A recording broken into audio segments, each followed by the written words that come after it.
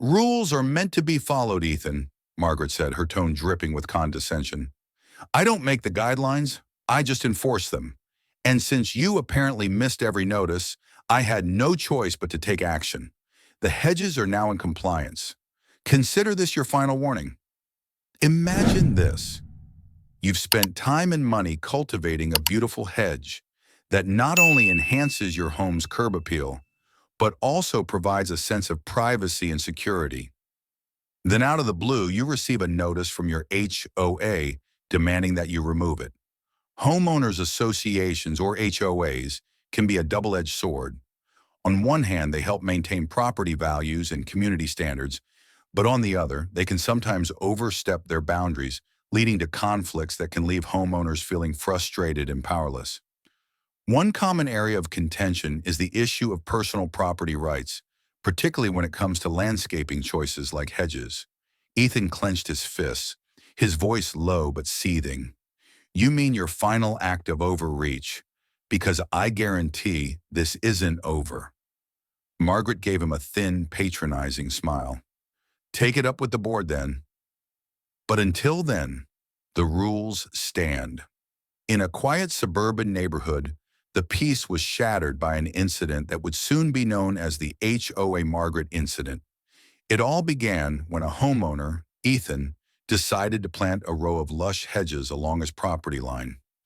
These hedges not only added beauty to his yard, but also provided a much-needed barrier for privacy from the street and neighboring homes. However, Ethan's well-intentioned landscaping choice caught the attention of the local HOA, particularly one outspoken member who we'll refer to as Margaret. Margaret, known for her strict adherence to community rules, took it upon herself to report Ethan's hedges to the HOA board. She claimed that the hedges were too tall and violated the community's landscaping regulations, which stipulated that no plant could exceed a certain height.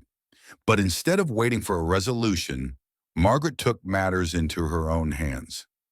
One crisp April morning, Ethan was sipping coffee on his deck when the shrill buzz of hedge trimmers pierced the air. He looked over and nearly dropped his mug. There was Margaret, standing on his property, hacking away at the arborvitae hedges like she owned the place. "What the heck are you doing?" Ethan demanded, trying to keep his voice steady. Margaret turned, flashing a smile as cold as ice. "Good morning, Ethan," she said, her tone dripping with condescension. "I'm bringing these hedges into compliance. They're 10 inches over the regulation height per Section 14, Paragraph 3 of our guidelines. I sent you 4 notices." "I haven't seen a single one," Ethan replied, stunned. "Even if I missed something, that doesn't give you the right to trespass and destroy my property." Margaret sighed, as if talking to a misbehaving child.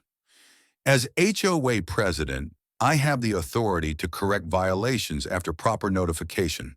The bylaws are clear. Hedges can't be taller than 5 feet. Rules are rules, Ethan."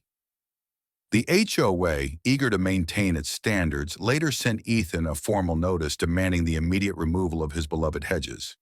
The emotional impact of this decision was profound.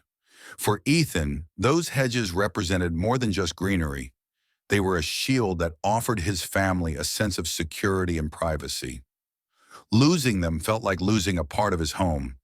The thought of being exposed to passers-by and neighbors was distressing, and he found himself grappling with feelings of frustration and helplessness. He clenched his fists, struggling to stay calm. "Stop cutting my hedges now.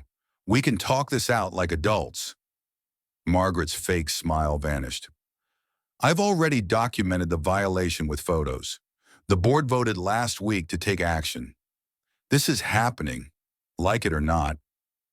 Ethan, seeing that reasoning wouldn't stop her, pulled out his phone and started recording. "You're trespassing and damaging my property. Leave now." Margaret's composure cracked. "You can't record me. That's illegal," she shrieked. "Actually, we're in a one-party consent state, and you're on my land without permission." Ethan replied coolly, "Leave, or I call the police." Margaret glared at him, then flung the trimmers onto the lawn. "Fine. But those hedges better be compliant in 7 days or you're facing a $600 fine."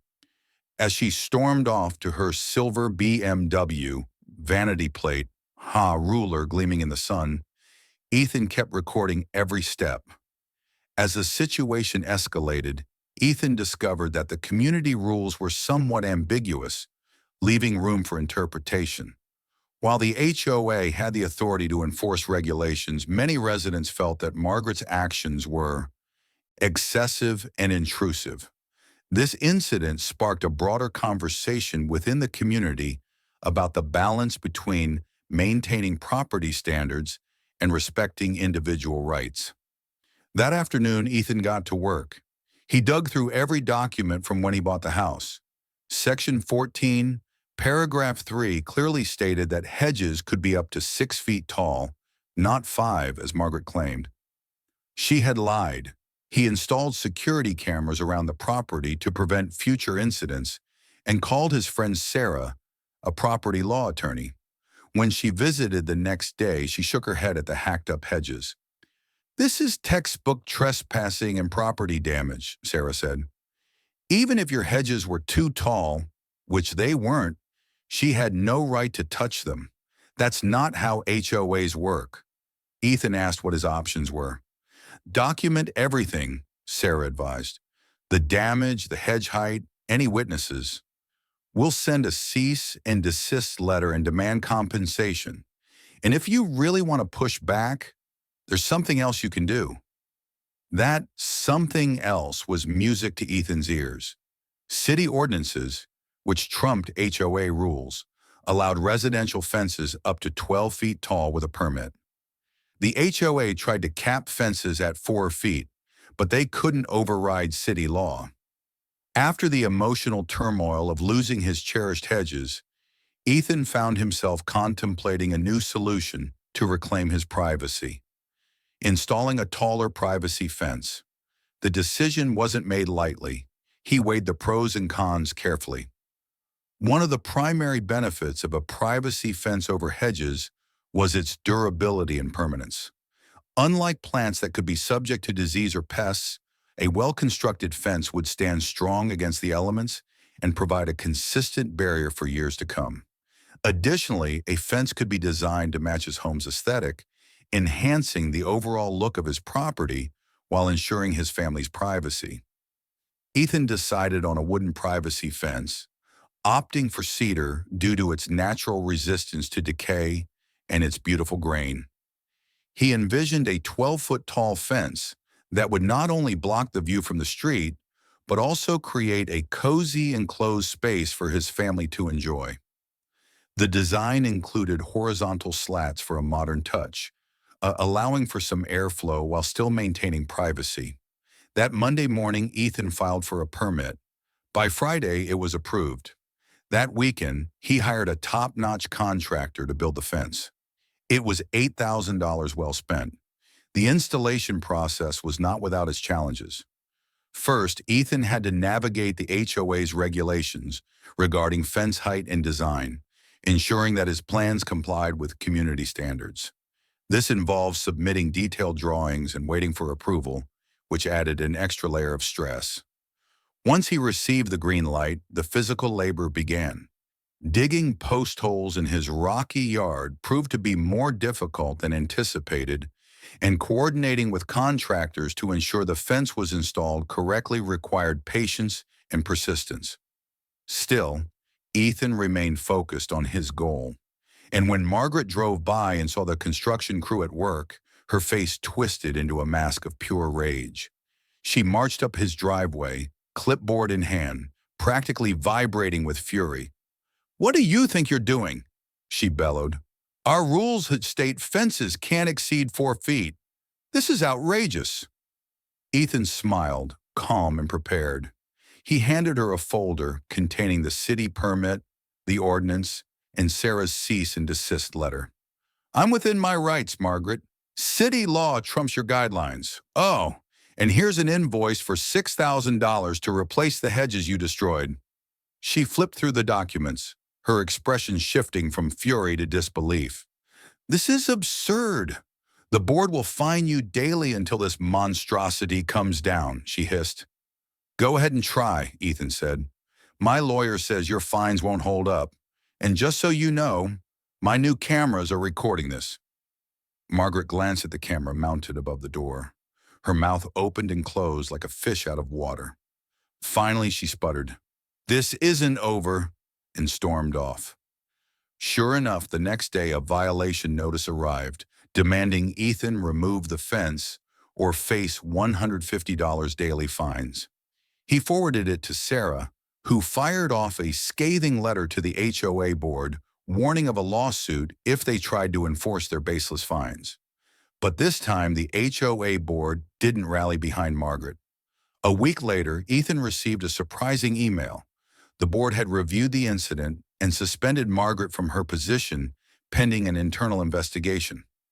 Several board members expressed regret over how the situation had been handled, acknowledging that Margaret had overstepped her authority and potentially exposed the HOA to legal liability. Margaret's silver BMW was noticeably absent from the next HOA meeting. Then, at a special meeting convened 3 weeks later, the HOA board held an official vote regarding Margaret's status.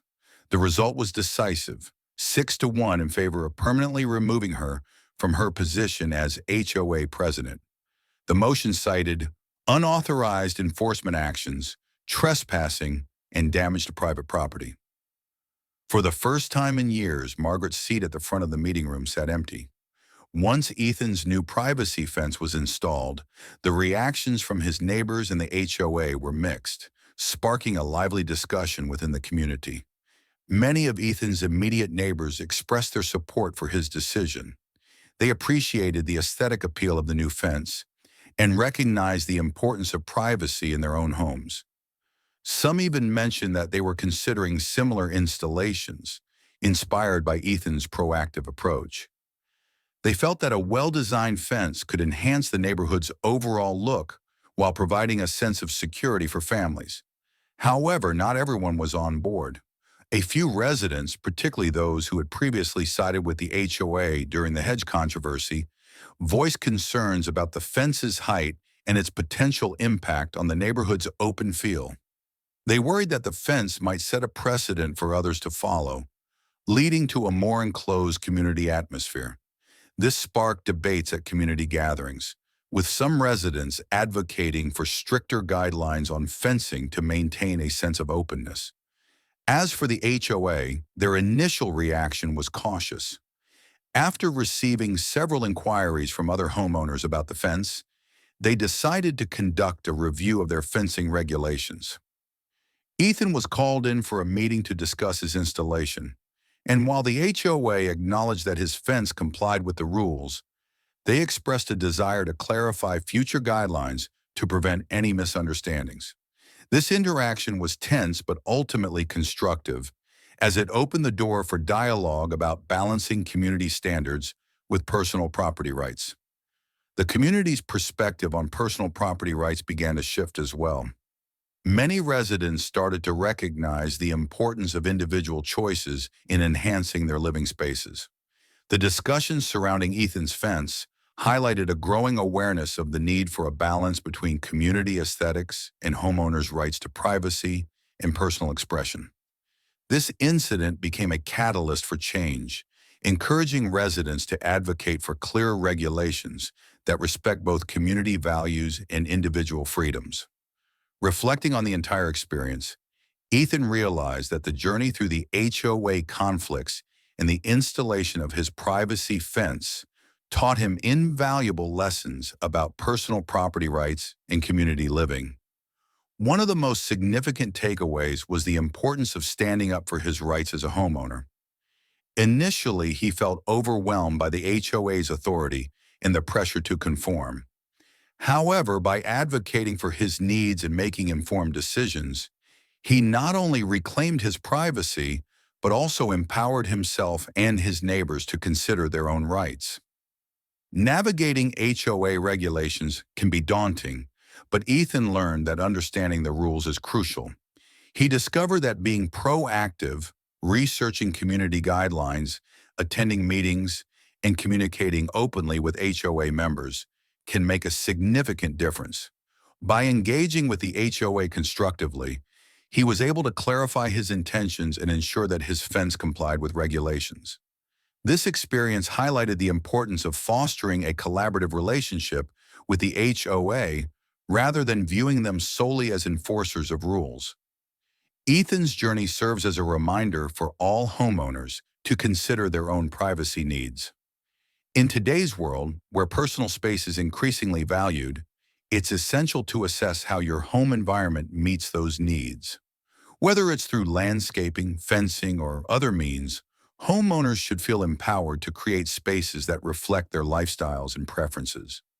The reactions from neighbors in the HOA showcase the complexities of community living, where individual rights must be balanced with collective standards. Ultimately, Ethan's experience served as a powerful reminder of the need for clear communication and understanding of HOA regulations. The overarching takeaway is that homeowners should feel empowered to advocate for their privacy and personal space. It's crucial to engage with your HOA constructively and to be informed about your rights as a homeowner. If this story moved you, don't forget to like, share, and subscribe for more powerful tales of resilience and justice.